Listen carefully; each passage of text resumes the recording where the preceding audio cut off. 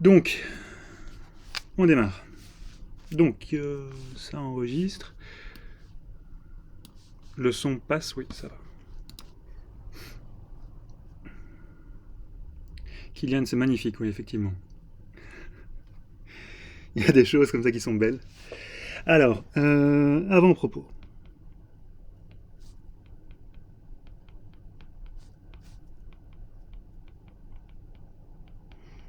Je suis pas sûr que ce soit hyper utile pour vous de noter ceci. C'est juste un peu du blabla. C'est aussi pour vous habituer à mon écriture. Qui est-ce qu'elle est? Ma fille trouve mon écriture très jolie. Bon, c'est ma fille. Le reste du monde, je crois pas. Donc, la théorie des probabilités,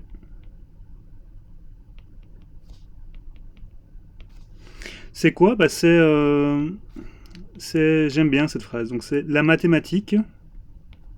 Donc, c'est l'étude mathématique ou l'étude axiomatisée et rigoureuse des phénomènes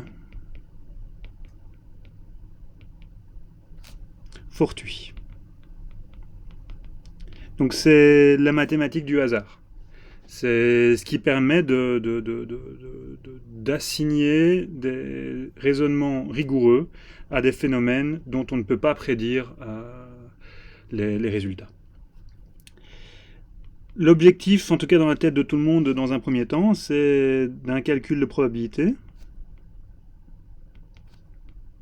Donc, dans un premier temps. Donc, la théorie des probabilités permet dans un premier temps d'assigner de façon rationnelle et rigoureuse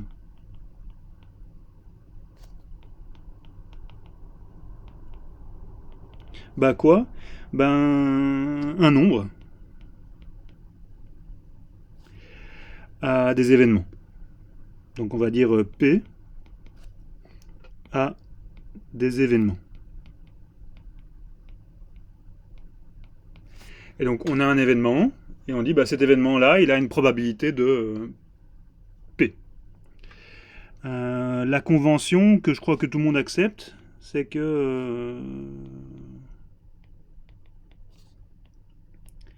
bah, votre nombre P, il appartient à 0,1. Ou alors, si vous parlez en pourcentage, il appartient à 0 à 100%.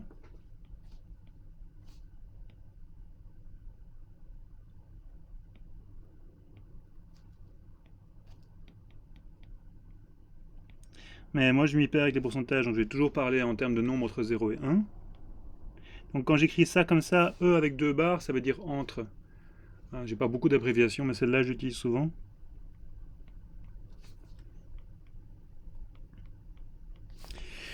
Donc avec la convention que le nombre P appartient à 0,1, et ce nombre, qu'est-ce qui fait ce nombre? Bah, il reflète donc ce nombre. Donc elle permet dans un premier temps d'assigner de façon rationnelle et rigoureuse un nombre P à des événements, avec la convention que P est entre 0 et 1. Et quoi? Bah, si P vaut 1,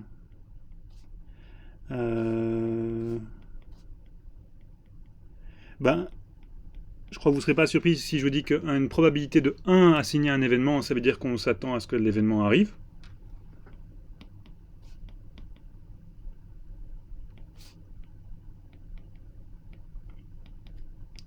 Donc par exemple, le soleil va se lever demain. Par exemple, si je fais tomber mon bic, il va tomber.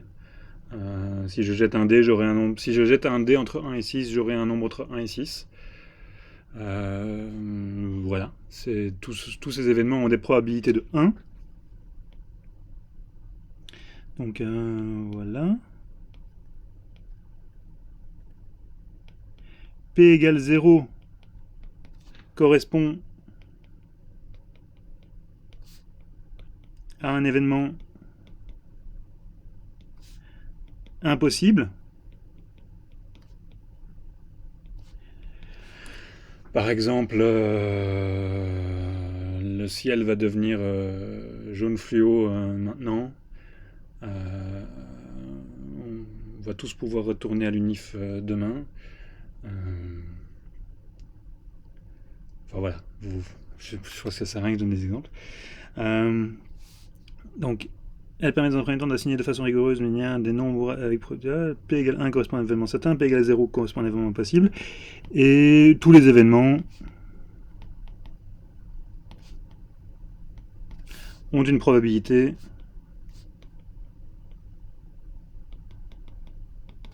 P quelque part entre 0 et 1. Je crois que ma phrase n'est pas très jolie. Donc,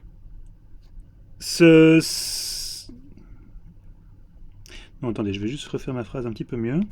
Donc, tous les événements ont une probabilité P quelque part entre 0 et 1. Et cette probabilité, qu'est-ce qu'elle fait ? Elle reflète quoi ? Elle reflète notre confiance en le fait, c'est pas très joliment dit, en le fait que qui reflète notre confiance en le fait que l'événement puisse se reproduire dans le futur. Et cette confiance, elle est basée sur quoi ? Elle est basée sur notre intuition, notre jugement personnel d'expert,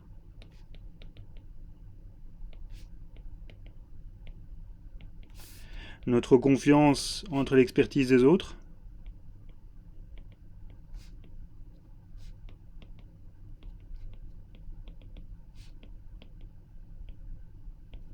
etc. Donc, par exemple, si vous prenez un jeu de hasard typique comme vous avez déjà fait dans vos cours du secondaire, vous prenez un dé, vous savez que si vous lancez le dé, vous avez 4 chances sur 6 d'obtenir un nombre entre 1 et 4. Comment est-ce que vous savez que ça fait 4 chances sur 6 ? Vous savez parce que votre dé il est censé être équilibré, il y a 4 résultats qui sont plus petits que 4 et 2 qui sont plus grands. Et qu'est-ce que ça veut dire ? Ça veut dire que vous avez plutôt confiance en le fait que quand vous relancerez le dé, vous avez plus de chances d'avoir quelque chose qui est plus petit que 4 que d'avoir quelque chose qui est plus grand que 4. Ce genre d'intuition-là. Alors, la théorie des probabilités.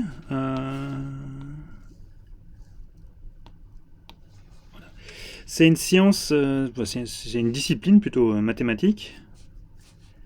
Donc c'est une branche des maths. C'est une branche assez récente des maths. Qui est directement est une branche des mathématiques qui est directement applicable. Donc c'est pas comme la théorie des nombres ou la géométrie projective où on a peut-être un peu plus de mal à voir, en tout cas au début, en quoi ça peut être utile en pratique. Les probas, on voit assez rapidement que évidemment ça va être utile dès qu'on a besoin de gérer un risque, on a besoin de calculer une proba. Et vous avez tous déjà calculé une probabilité dans votre vie quand vous avez fait des activités qui incuraient des risques. Et donc ça ne va pas vous venir comme une surprise que les probas, la théorie des probabilités est à la base de toutes les sciences qui impliquent du stochastique.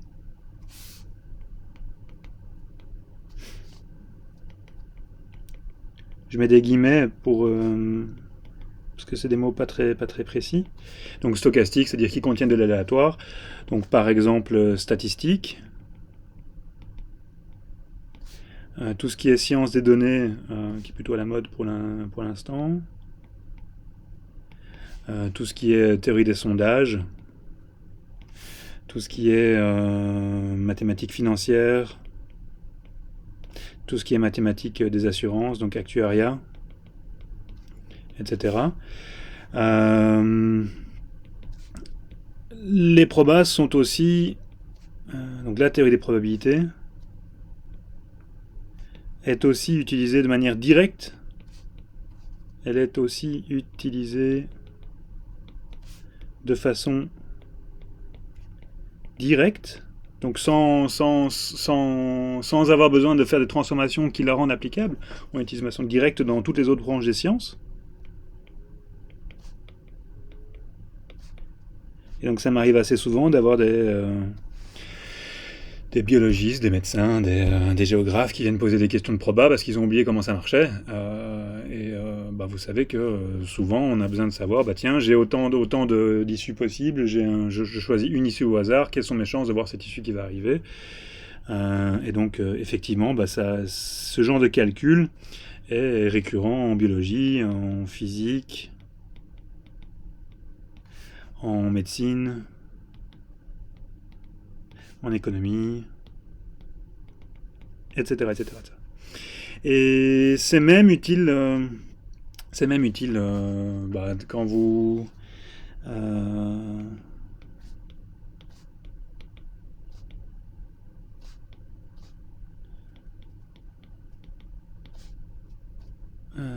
je sais pas si vous... Peut-être que vous avez eu la chance d'avoir des exposés là-dessus dans le secondaire, sinon je peux peut-être essayer de penser à ne pas oublier de vous envoyer des liens. Donc vous savez peut-être que quand vous faites une recherche Google, en fait vous êtes en train d'appliquer un calcul de proba de Bac 3, quoi. On verra ça ensemble en troisième année.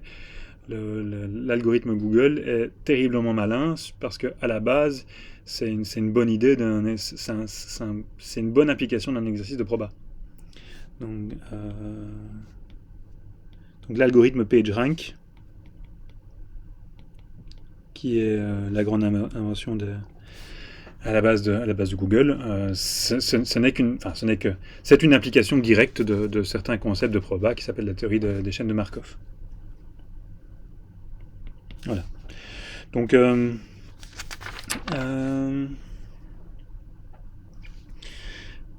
en pratique, c'est, en tout cas pour moi qui suis quand même terriblement sceptique, je trouve ça extrêmement difficile de transformer un calcul de probabilité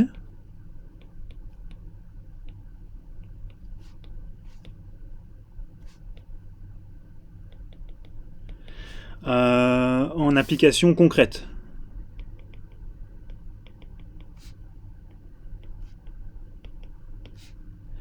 En tout cas de façon individuelle. Par exemple, pour moi en tout cas c'est pas du tout clair sur ce que signifie une chance sur deux. Donc vous prenez, voilà, maintenant je vous pose la question, vous prenez une pièce, vous la lancez et puis vous dites pile ou face. Vous savez depuis que vous êtes tout petit qu'il y a une chance sur deux que ce soit pile et une chance sur deux que ce soit face. Ok, je vous dis, voilà, je te donne une pièce, je te donne 1 million d'euros si c'est pile et je te coupe la main gauche si c'est face. Voilà, je sais pas à choisir. Bon, je prends un dé à 1000 faces. Je te dis que je te donne 1 million si c'est un nombre, si ça tombe sur le nombre 1. Non, je te donne 1 million si ça tombe sur un nombre qui est entre 1 et 999 et je te coupe la main si ça tombe sur 1000. Qu'est-ce que vous faites? Moi personnellement, je prends pas le risque parce que je me dis que moi j'ai typiquement pas de chance. Qu'est-ce que ça signifie pour vous une chance sur deux, donc sur le pile ou face? Qu'est-ce que ça signifie en pratique individuellement pour vous? Est-ce que quelqu'un a une idée? Donc c'est presque une question de philo là. Est-ce que quelqu'un a une idée de ce que signifie une chance sur deux? Personnellement, ce serait, soit ce sera, il y a que deux chemins possibles, deux issues possibles, et que je finirai de toute façon dans l'une des deux issues. Ok, j'aime bien ta réponse. Je lance un dé. Et le dé, il a 5 faces rouges et une face verte. Il y a donc deux issues possibles, c'est soit de rouge, soit de vert. Pourtant, j'ai pas une chance sur deux d'avoir rouge et une chance sur deux d'avoir vert. J'ai une chance sur 5, ou 6, pardon, sur 6. Ça signifie quoi alors, une chance sur 6? Comment vous interprétez ça? Comment vous interprétez un calcul de proba? Alexandre, je sais pas ce que Oui, tu veux dire. Oui, Kylian? comme une chance finalement de tomber C'est quoi une dessus. chance? Ouais, Ce serait pas un risque? Ouais, mais c'est quoi un risque? Simone, je suis d'accord, c'est comme un hasard. C'est presque un titre de chanson, ça.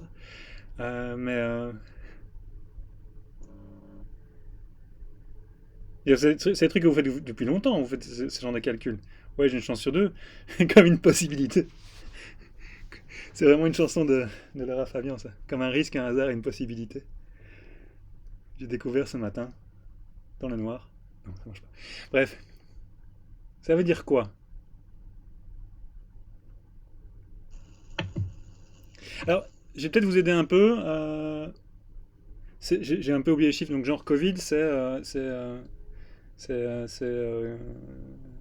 vous avez plus de 65 ans, c'est genre 10% de chance de mourir. Ça veut dire quoi, ça? Ça veut dire que individuellement, j'ai très très peu de chances de mourir, 1 sur 10.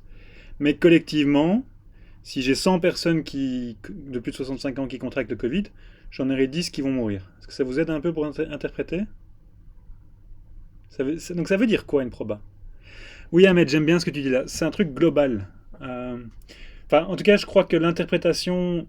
Mais vous allez voir, pas avec moi, mais vous allez voir qu'en fait, en vrai, c'est pas aussi simple. Mais l'interprétation la plus simple, je crois, d'une proba, c'est de dire, si j'ai une chance sur deux d'avoir pile, ça veut dire quoi? Ça veut dire que quand je lance ma pièce, ça peut être pile ou face, j'en sais rien. Je peux pas favoriser. Mais si je la lance 1000 fois, j'aurai grosso modo 500 piles et grosso modo 500 faces. Donc c'est quelque chose une probabilité, c'est quelque chose qui s'interprète à grande échelle. Individuellement, ça n'a pas d'importance, mais à grande échelle, ça nous enseigne quelque chose. Donc si vous êtes un gestionnaire d'entreprise, si plus tard vous irez probablement travailler comme cadre dans une grosse boîte, et vous serez amené à gérer des choses qui se passent à grande échelle, et à grande échelle, une proba, c'est très important. Je ne sais pas si vous connaissez la notion les gens qui sont des compteurs de cartes.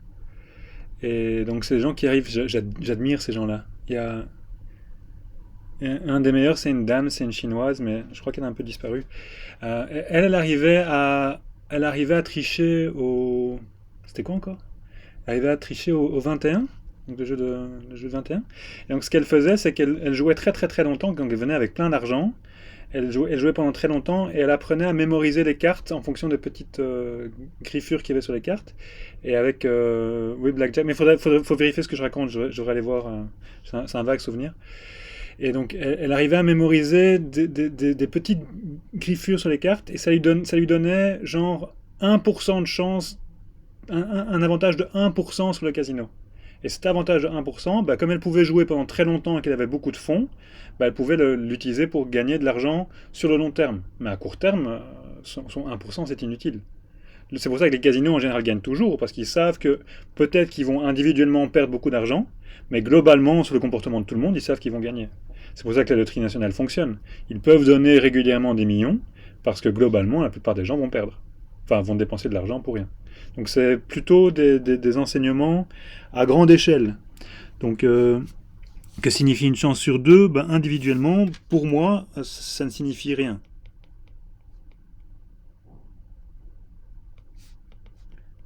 Ou en tout cas, pas grand-chose. Si, je veux dire, évidemment, si on me dit, je te donne 1 million si mon dé tombe sur 1, 2, 3, 4, 5 ou 6, et je tue ton chien s'il tombe sur 6, là, je suis prêt à risquer. Si on me dit qu'on tue un de mes enfants,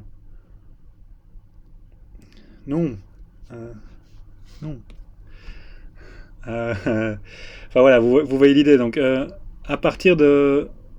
On peut tirer des enseignements individuels, mais 1 sur 2, par exemple, c'est beaucoup trop risqué. En tout cas, ça dépend des enjeux. Donc individuellement, ça ne signifie rien, ou alors ça signifie seulement s'il y a répétition dans des conditions identiques.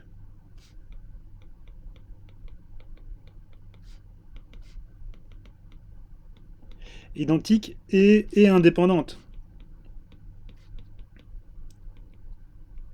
Parce que l'indépendance aussi, c'est un concept extrêmement important. Si on vous dit que vous avez une chance sur 2, mais qu'en fait les gens contre qui vous jouez travaillent ensemble, ça modifie l'interprétation que vous pouvez faire d'une chance sur 2.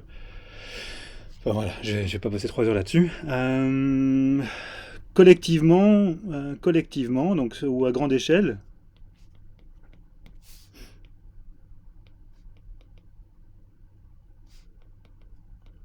bah, c'est plutôt facile à interpréter.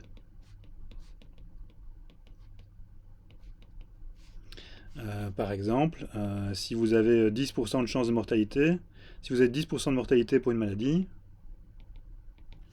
qui est extrêmement contagieuse, bah, si elle touche 1000 personnes, bah, alors vous êtes certain que vous aurez à peu près 100 personnes, vous aurez à peu près 100 morts. Vous ne savez pas qui, évidemment. Il y a toujours des gens qui j'ai fumé et bu toute ma vie et j'ai jamais eu aucune maladie. Oui, certes, mais ceux qui boivent et fument, ben, globalement, cette population-là a plus de chances de mourir d'un cancer, d'un cancer approprié. Ça va, vous suivez toujours?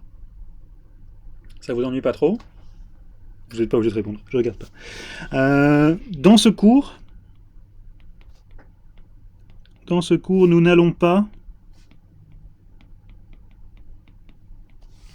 n'allons pas interpréter les probas.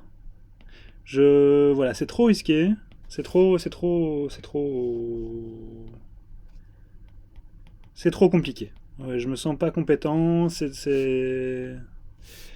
Vous voyez bien ce qui se passe avec les débats d'experts pour l'instant autour du corona. On a des statistiques fiables, on sait ce que ça donne, et pourtant dans l'interprétation, c'est super dangereux. Moi, j'ai trop peur de ULB confession, tout ça, donc je ne dirai rien. Ah oui, ça c'est un truc, s'il vous plaît. Je dis des trucs atroces parfois. Ne mettez pas ça sur ULB confession. Ça m'est arrivé une fois. Je veux pas que ça me réarrive. Euh, J'avais fait une blague de très mauvais goût il y a quelques années. Et voilà. Donc, s'il vous plaît, non. Donc, je vais pas, on va pas s'attaquer à l'interprétation. Cela, vous le ferez. Ça se fera dans vos cours d'application. Donc, je suis pas sûr qu'ils seront ravis de voir que j'appelle leurs cours des cours d'application des probas. Donc, par exemple, en stat l'année prochaine, en statistique, en proba en troisième, avec moi. Donc en proba en troisième, on va voir un truc assez rigolo. C'est Siam, la blague. Ouais, en fait, c'est parce que j'aime bien cette blague en plus. Chaque année, donc voilà, vous êtes déjà dans le mood, vous êtes déjà en deuxième semestre, donc vous êtes déjà quelque part des grands. Mais les gens qui arrivent en début de première, souvent ils savent pas que par exemple quand on écrit un mail à un prof, il faut faire attention à l'orthographe. Et voilà, ça s'apprend. Maintenant, vous savez déjà qu'il faut faire attention à votre orthographe. Vous n'écrivez pas n'importe comment. Mais donc, pour mes petits de première en médecine, j'aimais bien commencer par cette blague de. Donc, c'était en septembre, premier cours, ils étaient 1000 devant moi. Et j'avais un slide où je disais pour l'orthographe que j'aime bien qu'on fasse attention aux différences entre infinitif et participe passé.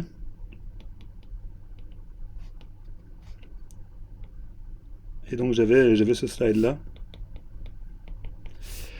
Voilà, je vous laisse 3 secondes pour la comprendre, la blague. Et puis je l'efface. Je l'efface, hein. C'est fait, c'est trop tard. Trop tard. Ceux qui ont compris expliqueront aux autres. Alexandre, oui, effectivement. Voilà, donc c'est un débat dans lequel moi je ne vais pas rentrer. Des experts corrompus, voilà. Ceux d'entre vous qui n'ont pas vu la blague, tant pis. Donc en proba en troisième, on va faire un exercice assez rigolo que moi j'aime bien, que je trouve assez fantastique, c'est comment est-ce qu'on place des caisses dans un magasin. Donc des caissières ou des caissiers pour minimiser le temps d'attente du client.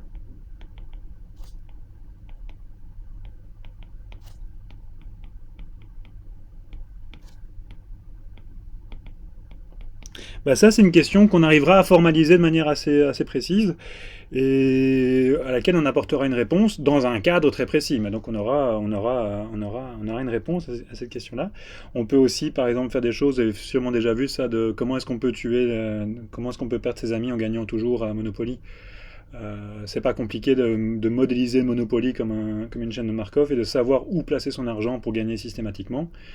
Et si vous avez déjà joué à Monopoly, bah, vous savez que c'est un jeu qui engendre pas mal de disputes. Voilà. Il est possible de gagner systématiquement en utilisant les probas. Donc dans des cas très précis, on a des réponses à des interprétations de calcul. En stats, vous ferez ça. Dans vos cours d'actuariat, vous ferez des interprétations. Dans vos cours de finance, etc. Nous, on va pas s'attaquer à ça ici. Dans ce cours, donc notre objectif est très simple. Enfin, mon objectif.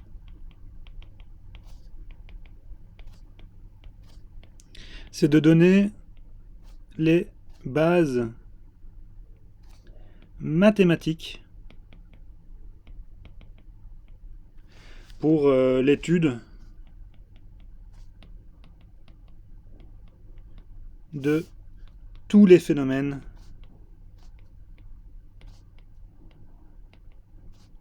aléatoires. Alors c'est évidemment absolument gigantesque. Là on parle de de jeux de dés, de jeux de cartes, mais évidemment vous êtes allez, vous avez été un peu déformé par le secondaire. Les dés et les cartes, en fait, on s'en contrefiche. C'est pas ça l'intéressant pour les probas. C'est les mouvements de population, c'est les risques associés à des cours de bourse, c'est des risques associés à des comportements, c'est ce genre de choses-là qui vient nous intéresser plus tard. Et l'objectif de ce cours, c'est de donner les bases mathématiques pour l'étude de tous ces phénomènes. Ce cours est quelque part un peu comme le cours d'analyse. Le cours d'analyse, que vous l'aimiez ou non, ce cours d'analyse, bah, vous en avez besoin. Ce cours vous sera utile tout le temps, même dans 25 ans, quand vous serez derrière votre tableur Excel dans votre petit bureau chez vous, parce que là on sera tous confinés chez nous. Bah, vous allez quand même avoir besoin de vos cours d'analyse et vous allez essayer de vous souvenir de comment on faisait pour calculer une intégrale, ce genre de choses. Bah, le cours de proba aussi, c'est un cours qui reviendra tout le temps, vous en aurez besoin dans à peu près toutes les applications que vous en ferez. Et pas mal de métiers qui sont liés aux maths nécessitent quand même la gestion des... Je vous laisse faire votre débat sur le Monopoly dans le chat, je ne vais pas réagir. Qui nécessite de la gestion mathématique de l'aléatoire. Donc essayez, je vous l'ai déjà dit, mais essayez de vous accrocher. Parce que, en fait, comme nous allons le voir,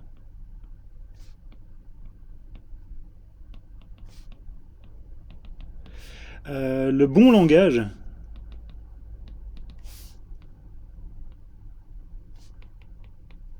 pour un cours de proba, de matheux, est celui de la théorie des ensembles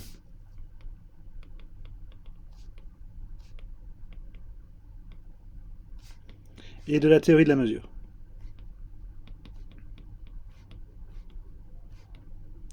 Alors, théorie de la mesure, c'est un cours que vous aurez en troisième, au premier quadri de votre troisième année, donc dans 2 ans. C'est un cours compliqué, c'est la suite de votre cours d'analyse de première et de deuxième, et c'est le cours où on formalise la notion d'intégrale généralisée. En France, donc dans toutes les universités françaises, ils ne font pas le cours de proba avant la première licence, donc ils font le cours de proba en 4e année d'études. Pourquoi ?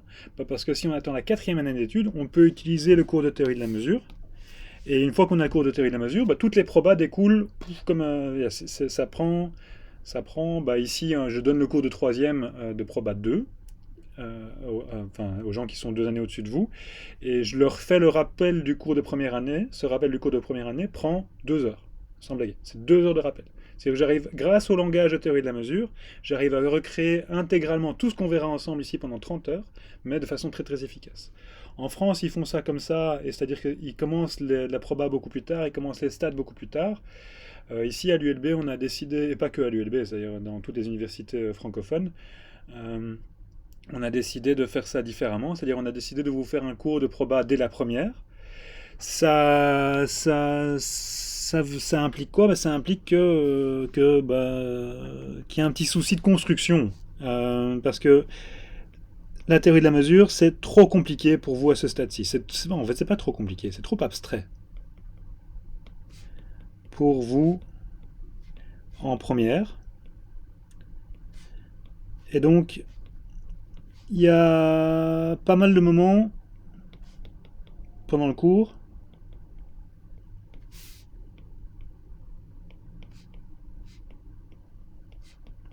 j'utiliserai des arguments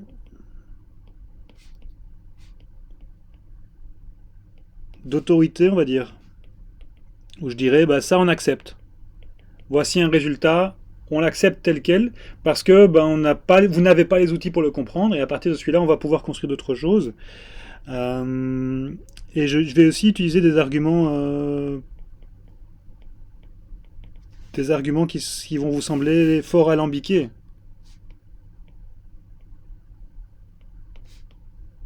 Où vous vous direz, ou peut-être vous vous direz avec le recul, mais pourquoi est-ce qu'il a fait ça comme ça? C'est tellement compliqué alors qu'on aurait pu faire comme ceci.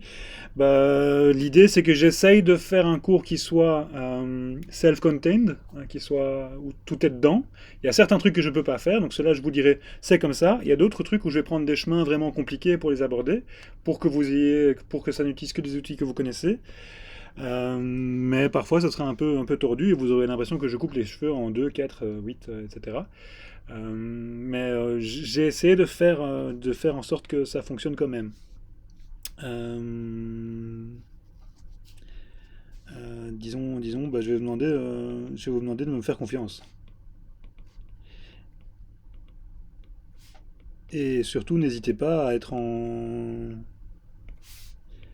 en désaccord ou à discuter. Donc si vous dites, en fait monsieur, vous faites ça comme ça, mais il y avait moyen de faire ça comme ceci, moi je suis super à l'écoute, parce que si vous avez des arguments qui sont parfois meilleurs que les miens pour justifier certaines choses, ça m'intéresse très très fort. Alors, on est bientôt à la fin de cette première partie, enfin de cet avant-propos. L'étude des probas ne se limite pas du tout. Moi, je déteste la proba discrète. Donc ça ne se limite pas du tout au dénombrement. Donc arrangement, permutation, dénombrement, arrangement, permutation, factoriel, l'ordre compte pas. Je déteste ça avec une haine qui est proportionnelle à mon incompétence. Ça ne se limite pas au dé, aux cartes, etc. Souvent, donc, vous connaissez, je suppose, le concept de médaille Fields, vous voyez ce que c'est? Donc c'est tous les 4 ans, il y a un prix pour les matheux. C'est un prix qui est réservé aux matheux de moins de 40 ans, donc c'est pour des gens qui font des découvertes quand ils ont à peu près 20 ans, 20-25 ans, c'est-à-dire grosso modo vos âges ou bientôt vos âges. Et depuis quelques années, ça fait systématiquement à chaque fois, il y a un probabiliste qui a la médaille Fields, ou ceux qui ont la médaille Fields sont des gens qui font des probas, parce que c'est une théorie qui est en train de grandir, elle est quand même relativement récente. La mise en place formelle des probas, ça date des années 30, donc ça fait même pas 100 ans que ça existe quelque part. Donc c'est quand même une théorie récente. Honnêtement, les médailles Fields les plus classes des dernières années, donc les Figali, les Villani, c'est des gens qui font quelque part de l'analyse et de la proba en même temps. C'est assez merveilleux ce qu'ils font. Et c'est vraiment des belles maths. Donc pour ceux qui aiment ce genre de choses, ça donne des très très belles maths. Et j'avais envie de terminer mon avant-propos, donc après on fera une plus longue pause, parce que j'ai plus de voix. J'ai envie de terminer par un petit exemple.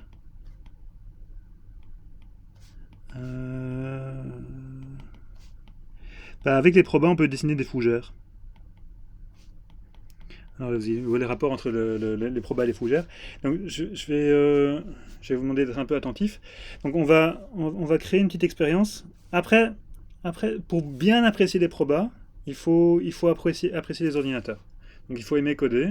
Je vous encourage à prendre tout ce que je vous raconte et à le coder de votre côté. On va pas faire un cours de code ensemble, j'ai pas le temps.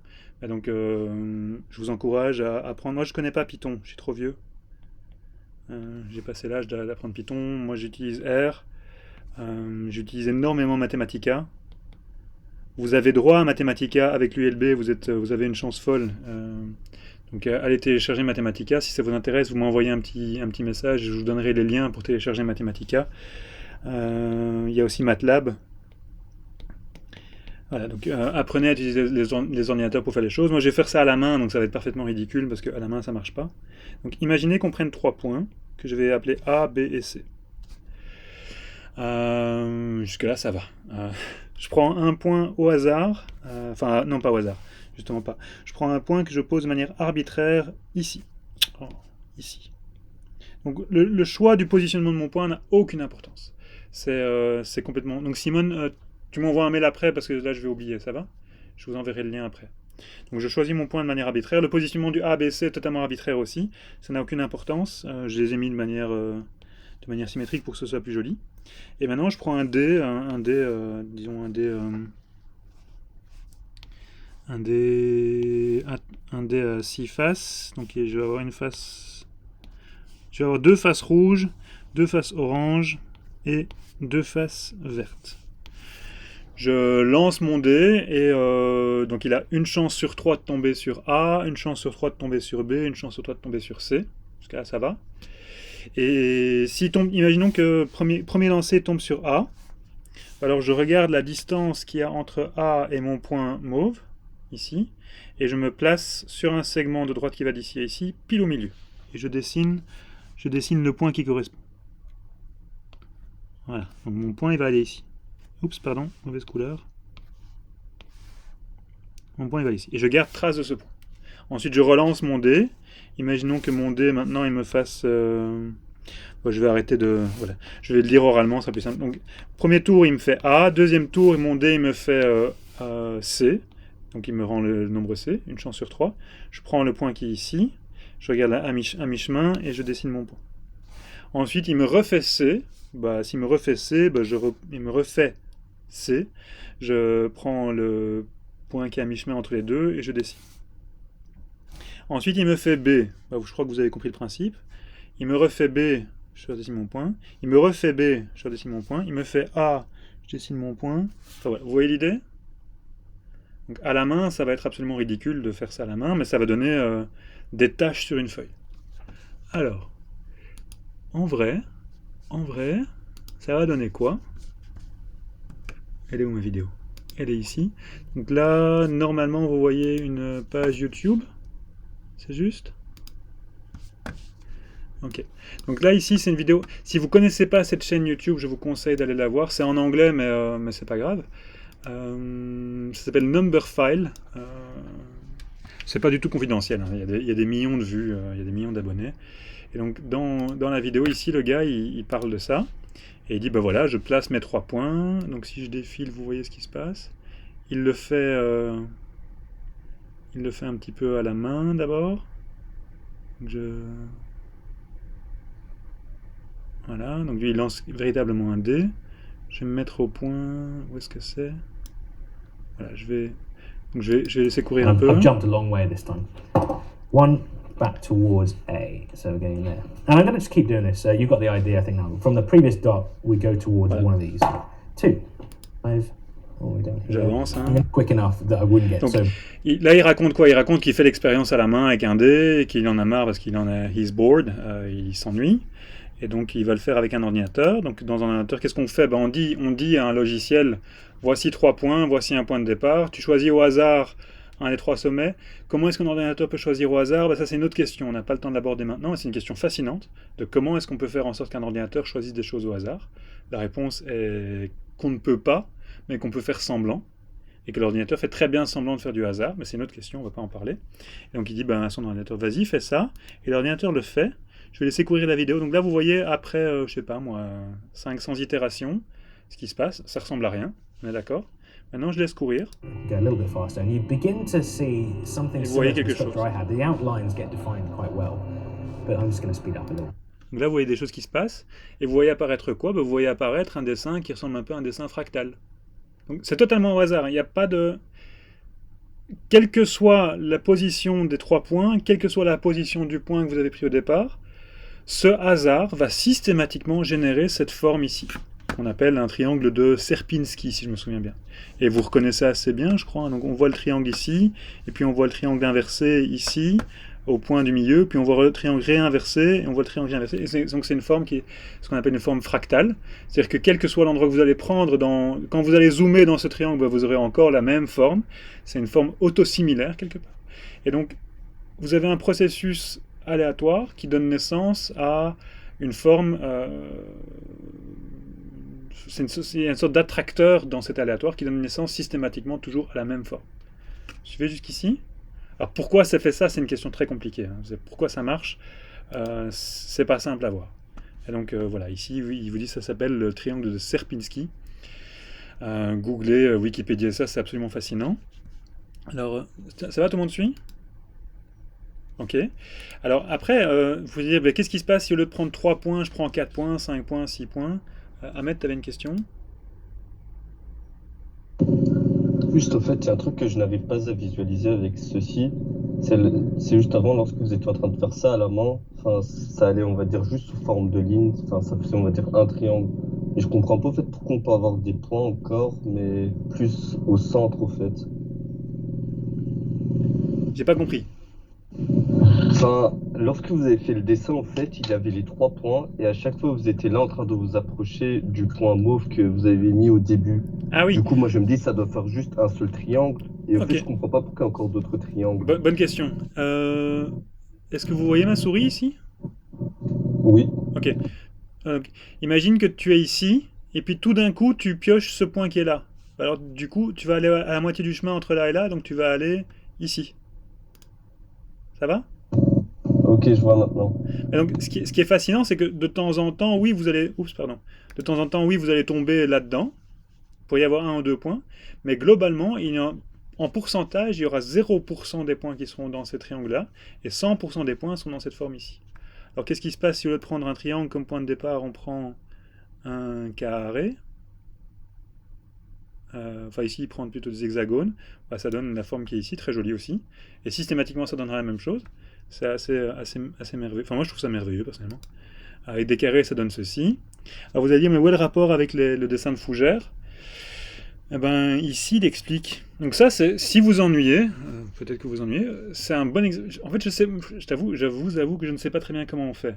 Donc, je ne l'ai jamais fait moi-même, mais ça doit être un exercice assez intéressant de coder ça. Donc, de prendre un ordinateur, de l'ouvrir, et puis de faire en sorte que l'ordinateur fasse ces dessins-là. Il y a plein de références. Wikipédia donne le code. Donc, vous avez le code à disposition. Donc, ça ne doit pas être si compliqué à faire. Mais après, le garçon, il dit bah, regardez ce qui se passe si, au lieu de partir d'un jeu avec des points, on part de 2 triangles. Donc, on a un triangle ici, le bleu, et un triangle ici, le rouge. Et on a des règles un peu plus compliquées. Donc, les règles, il ne les donne pas en détail, mais c'est de nouveau donné sur la page Wikipédia associée. Vous dites, ben, tant que vous avez une certaine chance de vous balader dans le triangle rouge, avec les règles qu'on avait dites, mais vous avez aussi une certaine chance d'aller vous balader dans le triangle bleu. Et donc, la plupart du temps, vous serez dans le rouge, mais parfois vous serez dans le bleu, puis vous retournerez dans le rouge, et ainsi de suite. Et donc, ça va créer une forme géométrique qui sera un peu plus compliquée que simplement celle qui était avec les 3 triangles. Et la question, c'est qu'est-ce que ça va donner, ce truc-là? Bah, regardez ce que ça donne. Je vous laisse regarder, admirer. Donc là, il explique. Je vais peut-être avancer un tout petit peu. Voilà. Et donc ça donne une fougère. Et ce que je trouve assez merveilleux, personnellement, c'est que chaque fois que vous referez cet algorithme-là, vous aurez une fougère différente. Parce que chaque fois, c'est de l'aléa. Donc ça donnera des fougères différentes, mais qui ressemblent toujours à des fougères. Et c'est quelque part ce qui est embarqué dans les jeux vidéo. Dans un jeu vidéo, quand vous baladez dans une cellule Fortnite, ben, vous voyez des arbres. Tous ces arbres sont différents, mais ils ressemblent tous à des arbres. Pourquoi est-ce qu'ils ressemblent tous à des arbres? Parce qu'il y a un algorithme aléatoire. Donc, ce n'est pas une image d'arbre qui a été enregistrée dans votre logiciel, parce que ça c'est trop lourd, ça prend trop de place. Chaque fois que vous vous baladez, le logiciel réengendre des arbres. Il les réengendre comment? Ben, simplement, par exemple, comme ici, il retient, tu prends deux triangles, un triangle ici, un triangle là, et tu génères 15 000 points suivant l'arrêt qui est ici. Donc au lieu de devoir mémoriser un arbre, on mémorise des points et une règle de construction. Et chaque fois, ça vous donnera un arbre différent, mais qui ressemblera à un arbre. Et donc ça, c'est de la proba aussi. C'est une application que moi j'adore, des probas un peu fractales. Kylian, oui, si tu veux, il y a des probas dans la nature. La fractalité, oui, c'est quelque chose qui se retrouve dans la nature. Je vous encourage très très très fort à aller lire, enfin à aller regarder cette vidéo-là. Je vais vous donner le lien dans le chat. Et à aller lire, si ça vous intéresse, hein, ce genre de choses-là. Et à aller lire des pages Wikipédia correspondantes. C'est tout un monde. Mais c'est des maths terriblement compliquées. Je vous avoue que je connais pas le détail de la formation. Je connais pas. Il y a des questions qui me dépassent. Tout ce qui est dimension fractale, c'est des choses que je connais pas bien du tout. Mais voilà, je voulais terminer ma petite intro là-dessus pour vous montrer que ça pouvait aussi donner des choses assez jolies. Est-ce qu'il y a des questions pour l'instant? Non, tout le monde est content. Donc je suggère qu'on fasse une... Je vais arrêter l'enregistrement.